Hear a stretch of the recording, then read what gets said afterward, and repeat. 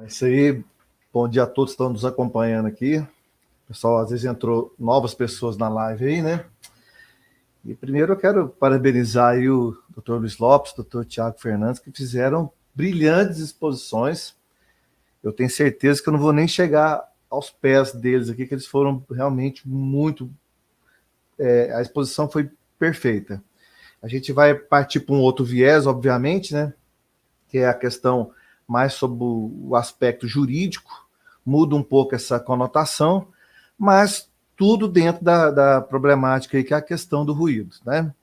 E dentro disso aí, inicialmente eu quero pedir desculpa, porque estou com uma obra aqui em frente, eventualmente pode alguma coisa bater ali, o pessoal está fazendo uma pequena reforma, então se acontecer algum barulho, um ruído, a gente já pede desculpa aí para vocês, tá certo, gente? Antes de eu começar, eu quero contar por quê, fazer um breve preâmbulo aqui, contar por quê que eu, um advogado de formação trabalhista e previdenciário, eu comecei a atuar na questão da perturbação de sossego. Foi por causa de um problema que eu tive próximo da minha casa, aqui em Uberlândia, Minas Gerais. 2 bares que reuniam-se aglomerações de pessoas, chegavam a colocar 300, 400 pessoas, não dentro dos bares, mas nas ruas, e essa aglomeração, os bares mesmo não tinham música ao vivo, não tinham música eletrônica, não tinha música mecânica, né? Mas juntavam vários carros com som ligado e gente gritando, algazarras, cantorias, enfim, era um verdadeiro inferno, e a gente sentia na época, que eu nunca tinha atuado nessa questão, a gente sentiu uma dificuldade muito grande de amparo, seja por parte de órgãos públicos, seja por parte da polícia. A gente sentia que ela fazia fazia muito desdém daquele nosso problema na época. Sentia também desamparo por parte de prefeitura, enfim, todos os lados que a gente buscava ajuda para resolver a questão da perturbação do sossego, a gente sofria muito, e quem estiver nos acompanhando que passa por problemas de perturbação do sossego, sabe o que eu estou falando. Depois que por acaso, eu criei o Meu Vizinho Barulhento, o canal no YouTube, pensando, gente, eu tenho que fazer alguma coisa para ajudar essas pessoas que passam pelo mesmo problema, porque quando a gente vai buscar resolver esse tipo de situação de perturbação de sossego, a gente não encontra nada. Encontra na internet pouca coisa, mais analisando sobre o aspecto geral, mas nunca efetivamente na prática. A prática da perturbação de sossego, para quem já atuou, sabe que é um verdadeiro calvário, é uma verdadeira luta, é uma guerra mesmo que você está travando ali contra pessoas que não têm respeito, pessoas que não têm empatia, e ainda por cima chacotam das pessoas que estão buscando os direitos relativos à perturbação do sossego. E dentro desse aspecto da pessoa ser vítima de chacota, da pessoa ser vítima de estigma, ser ridicularizada perante a sociedade, essa pessoa é muito chata, essa pessoa não gosta de barulho, essa pessoa é uma pessoa que não tem convivência social, é o famoso antissocial, ela não sabe conviver em sociedade, ela tinha que aceitar o barulho, ela tinha que aceitar o ruído, porque o mundo é assim. E sobre esse aspecto eu quero começar então aqui a minha exposição com a seguinte provocação. É qualquer tipo de barulho, qualquer tipo de ruído que é perturbação de sossego? Eu sei que quem sofre com o barulho, quem sofre com a perturbação de sossego, a pessoa, depois de muito sofrimento, está sendo atordoada com tanto barulho, o mínimo barulho para ela já é uma grande perturbação de sossego. Aí a pessoa fica até parecendo que ela é chata mesmo, mas ela já está vindo de uma sequência de barulhos que, quando chega àquela situação, ela acaba ficando transtornada e até doente por causa disso. Eu lembro, vou entrar numa analogia aqui, quando eu fazia estágio na faculdade com a Defensoria Pública, Me chegou uma situação de separação entre pessoas, né? E foi por causa que a mulher pegou R$ 2 da carteira do marido e por causa que lá eles se separaram. A pessoa analisando a situação sobre esses R$ 2, ela fica pensando, mas que absurdo! Por que eles se separaram por causa de R$ 2? E da mesma forma acontece a perturbação do ser. Gente, ele só fez um barulhinho que agora já estão chamando a polícia por causa desse barulho agora. A situação dos R$ 2 veio apenas de uma sequência de vários fatos concatenados aí, de uma sequência de problemas no relacionamento, que aquele R$ 2 foi apenas o estopim. Não foi realmente o problema da separação. E é o que acontece também quando tem a questão da perturbação do sossego. A pessoa, inicialmente, ninguém quer ser o vizinho chato. Ninguém quer ser exposto para falar, eu já quero ter problema de cara com o meu vizinho, eu jamais quero aceitar qualquer tipo de perturbação de sossego. Normalmente, a maioria das pessoas, quando estão com problema aí de barulho, elas inicialmente, o vizinho faz o barulho, ela fala, nossa, tá terrível, né? Mas deve ser uma coisa ocasional. De repente, isso começa a se repetir. Começa a repetir, mais e mais repetições. Aí ela vai lá conversar com o vizinho, e ele fala, não, eu estou na minha casa, eu faço o barulho que eu quiser aqui. Você quer agora palpitar a respeito do que eu tenho que fazer na minha residência? Entendeu, gente? É isso que acontece. A maioria das pessoas, elas tentam inicialmente absorver o barulho para não parecer tão chata. Só que isso tem um problema, eu falo bastante exposição isso no nosso canal lá no YouTube. E, voltando à provocação, qualquer tipo de barulho que gera perturbação do sossego. Aí eu até quero entrar nesse aspecto aqui, eu fiz algumas anotações para não me perder tanto aqui, né?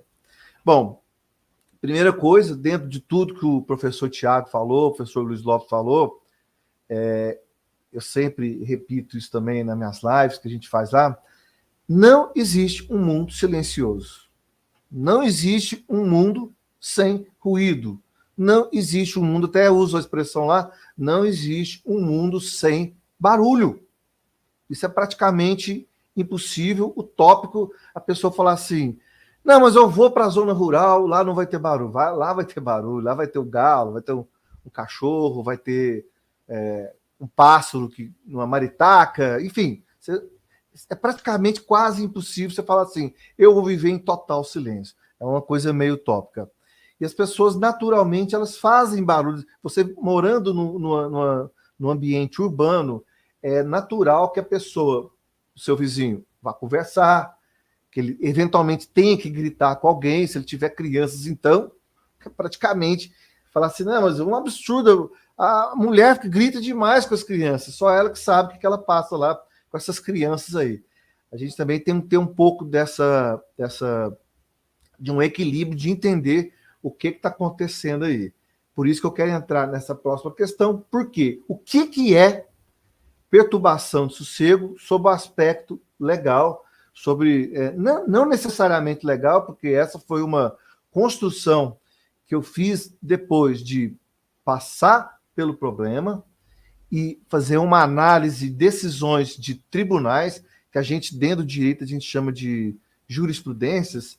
Eu tenho uma análise de mais de 1.000 jurisprudências sobre questões de perturbação de sossego. Quando eu falo análise, não é só ali, não. Eu fui anotando os tópicos, foi por causa disso. Eu acabei fazendo uma construção que a gente nem... eu não encontro isso em nenhuma decisão, mas acaba sendo, por todas estarem julgando nesse mesmo sentido, acabei construindo o seguinte, a perturbação de sossego, ela só existe quando o ruído ou barulho, cada um expressa aí de uma forma, quando ele é perturbador, e essa questão ela é muito importante porque a questão do barulho perturbador é um pouco subjetiva, como vocês falaram, a pessoa está escutando, a pessoa que está escutando o rock dela, o metal, para ela que lá não está perturbador. Para ela que lá está tranquilo, não está causando perturbação nenhuma. Mas se o barulho está extrapolando e chegando alto para o vizinho, e talvez naquele momento o espírito dele não esteja imbuído de escutar esse tipo de ruído, esse tipo de barulho, que às vezes pode acontecer, igual vocês comentaram aí, da pessoa estar escutando um rock e o seu vizinho gostar de rock, é perigoso, às vezes ele até abrir uma cerveja e falar, vou tomar uma cerveja escutando o rock do meu vizinho. Não é o que acontece na maioria das vezes, só que quando existe essa situação de um barulho estar extrapolando o limite da vizinhança e ele for perturbador e que agrida, tem que ter uma agressão, a pessoa tem que se sentir agredida por causa do barulho, porque se a pessoa gosta do barulho, não tem agressão nenhuma, mas a pessoa tem que se sentir agredida, e esse é o problema que gera essa subjetividade. Quando eu falo subjetividade, que às vezes a polícia chega e fala, não, mas isso aí não está tão alto, isso aí não é tão perturbador. Só que às vezes a polícia chega, ela não está ali morando naquele local, ela não está convivendo com aquela situação, ela chega numa situação de momento e fala que não é perturbador. Mas, pelo entendimento de tribunais, juízes que julgam as causas, tem que ser um barulho perturbador. Não pode ser um barulho... Não é porque eu estou escutando uma música baixa do meu vizinho que eu consigo conversar na minha casa, eu consigo ver televisão. Eu não estou falando numa situação no horário de dormir, eu estou falando durante o dia mesmo, até às 22 horas, apesar de não existir lei que fixa que barulho não pode somente após as 22 horas. Perturbação de sossego é em qualquer momento, em qualquer situação, mas se aquele barulho realmente está extrapolando um mínimo de razoabilidade, isso aí já é uma perturbação de sossego. Tá, então quer dizer então que se eu pegar e bater em um tambor, uma batida apenas, isso é uma perturbação de sossego? Vai no outro aspecto que eu quero dizer dos critérios da perturbação de sossego. Primeiro, quem quiser anotando aí, é o perturbador. O segundo, ele tem que ser um barulho, que é o segundo, ele tem que ser um barulho constante. É constante ou uma intermitência que chegue realmente a ser bastante agressiva, tá? Porque às vezes as pessoas falam, não, mas o meu vizinho não faz barulho, não fica aquele barulho constante. Às vezes, igual o professor Luiz Lopes falou da questão do ruído branco, né? Põe um barulho de chuva, às vezes algumas pessoas põem outros tipos de barulho que acabam, realmente, a pessoa fica até tranquila quando é um ruído constante, igual o barulho de chuva, que muitas pessoas realmente usam para poder dormir, dá um relaxamento e acaba ajudando no sono. Então, se o barulho for perturbador e ele for constante, de forma às vezes que seja uma constância, ainda que intermitente, ele realmente entra aí na questão da perturbação de sossego. E, por fim, é o que tem entendido tribunais, e, repito, você procurar isso aí, você não vai achar com essas três características que a gente, por causa de tantas análises que a gente fez, o último é a questão do barulho provocativo. O que é o barulho provocativo? Meu vizinho, ele está lá escutando o som na casa dele e no entendimento dele, ainda que esteja alto, ele, na percepção dele, para ele não está incomodando o vizinho. Não, mas isso aqui não está perturbando ele. E às vezes o vizinho está lá dentro da casa dele, sofrendo com o barulho, não fala nada para quem está fazendo aquela perturbação de sossego, e ele vai e entra eventualmente com o processo judicial, sem nunca ter chamado a polícia, sem nunca ter feito nada, e quando chega isso no judiciário, ele fala assim, mas você nunca chamou a polícia por causa do barulho? Não. Você já chegou a conversar com o seu vizinho por causa do barulho? Não. Você já chegou a notificar o seu vizinho que aquele barulho está incomodando você? Não. Então você não devia ter vindo aqui no judiciário para caracterizar uma perturbação de sossego. O seu vizinho tinha que ter essa informação que aquilo estava te perturbando. É óbvio que tem situações extremas que não necessita disso. Você já pode chamar a polícia inicialmente, Inclusive, vou falar mais disso na mesa de quinta-feira, onde eu vou expor de forma bem prática como que as pessoas podem resolver essas questões de perturbação de sossego. Mas se é um barulho extremo e a polícia chegou, você não precisa avisar para o seu vizinho que ele está te incomodando. Você não necessariamente não precisa ir lá pedir para ele, por favor, pare com o barulho. Por isso que tem essa opção de um processo criminal que advém de uma contravenção penal do artigo 42 das leis lá de contravenções penais. É uma lei antiga de 1941 que começou a ter vigência em 42, ou seja, já está passando a hora de sofrer uma reformulação essa lei de contravenção penal. Não é só porque ela é antiga, porque o mundo realmente mudou muito de 1942, quando meu falecido pai nasceu, para cá. Tem muito tempo que as coisas já mudaram, seja em termos de potências de som, seja em termos de cultura de barulho, seja em termos de tudo realmente teve essa alteração aí. Bom, então são os 3 critérios para a gente caracterizar a perturbação do sossego. Primeiro, o barulho tem que ser perturbador, o barulho tem que ser constante, e o barulho tem que ser provocativo. É a sigla que a gente criou aqui, que é o PCP, tá certo, gente? Aí, vamos, dentro disso aí, eu acho que foi o Dr. Luiz Lopes que falou assim, às vezes não tem o som que causa a perturbação do sossego, mas tem a vibração. E a vibração, eu não sei se vocês já passaram, quem está nos acompanhando, o pessoal da mesa, já passou por uma situação de, eventualmente, parar um carro de som próximo da sua casa e o som não está alto. A pessoa está esperando o vizinho do lado e a pessoa gosta daquele som com bastante... peço perdão se eu usar a expressão errada aqui, tá? Subwoofer, que deixa muito grave. O som fica... Você escuta só aquele tom. Aquele negócio que é só o grave. E se você chegar perto do carro, o som está baixo. Mas aquele grave vai longe. Não sei explicar cientificamente por que aquele grave vai longe. Dependendo, ele vibra as janelas do vizinho, faz vibrações. Essa é uma situação em que a vibração, o som não está alto, porém, a vibração está causando ali uma perturbação de sossego. Exemplo disso, uma pessoa que eu atendi em João Pessoa, parente aí não é meu parente, mas é parente do lado da esposa do meu falecido sogro, em que eles estavam sofrendo com vibração de um ar-condicionado do vizinho.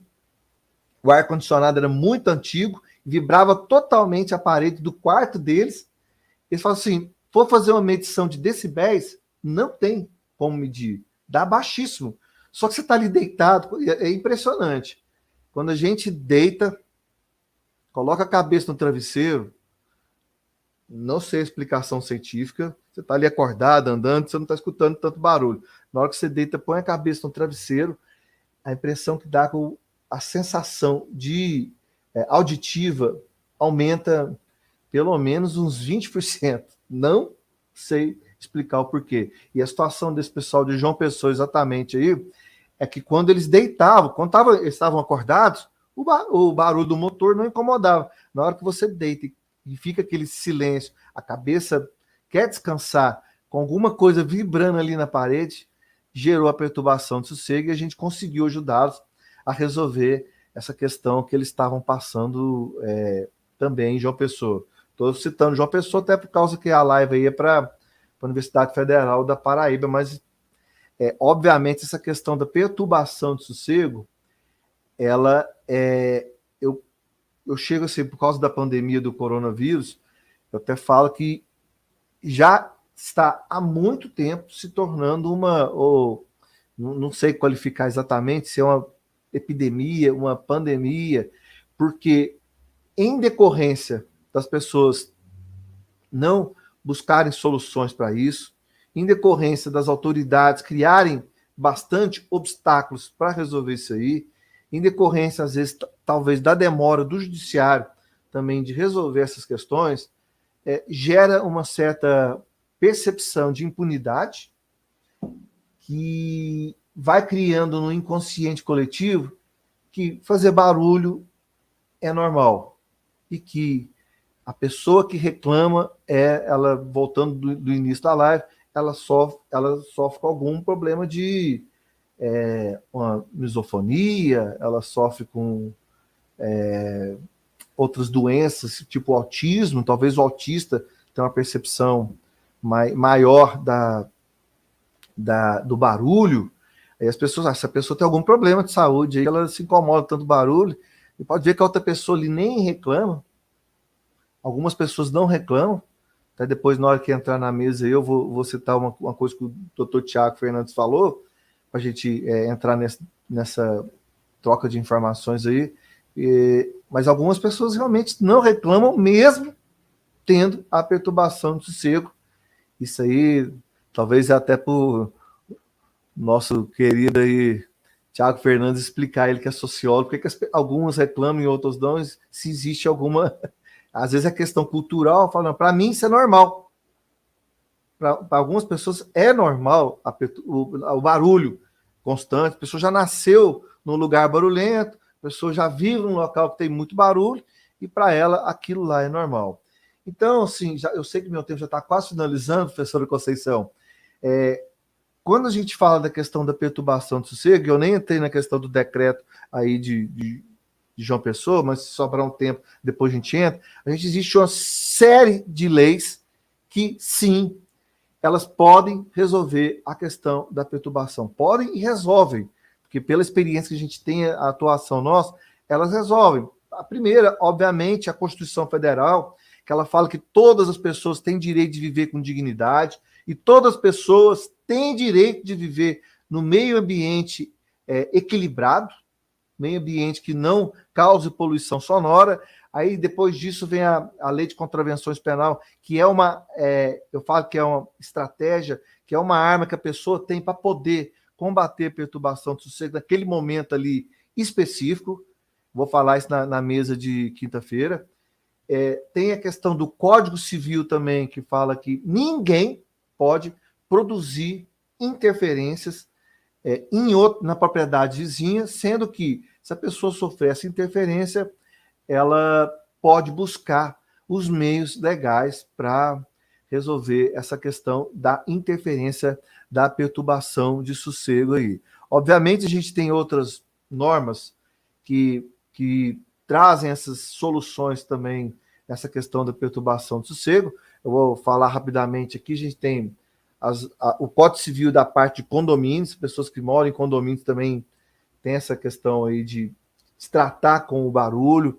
A lei específica 4.591 de 64, que também fala da questão aí de condomínio. Infelizmente, ainda não temos no Código Penal nada falando de perturbação de sossego. É uma coisa que a nossa aluna Carol Vasconcelos vai falar na quinta-feira, né, professora Conceição? Eles que estão criando o Instituto Inaves para fazer modificação da legislação em decorrência disso. E tem ainda as normas da ABNT, tá? São normas, eu vou citar apenas algumas aqui, tá? Temos aí a ABNT 10.152, a 10.151 e a 15.575, que tratam das questões de decibéis e de conforto acústico, medições e localizações. E eu sou bastante, finalizando, tá, professora Conceição? Eu sou bastante crítico em relação a essas normas da ABNT. Eu até falo daquela questão, pessoas às vezes criam essas normas dentro de uma sala fechada, sem estar sofrendo com a questão da perturbação do sossego, e elas simplesmente falam, não, é permitido, inclusive até o decreto de João Pessoa fala também das questões dos decibéis, é permitido que você, depois das 22 horas, suporte um barulho de 40 decibéis. Mas você quer dormir, você tem que escutar um barulho de 40 decibéis? Como é que você vai dormir com um barulho de 40 decibéis? Não, mas está na norma na ABNT, está no decreto aí de João Pessoa, está no decreto aqui da minha cidade, tá? É possível? Se for analisar sobre o aspecto de saúde, de condição digna de vida, que a Constituição Federal fala, é possível viver com dignidade com 40 decibéis? Fica esse questionamento, fica essa dúvida aí. eu vou encerrar, vou encerrar exatamente com os 25 minutos que a professora Conceição me deu. Gente, obrigado, peço desculpa por ter extrapolado um pouco o tempo aí.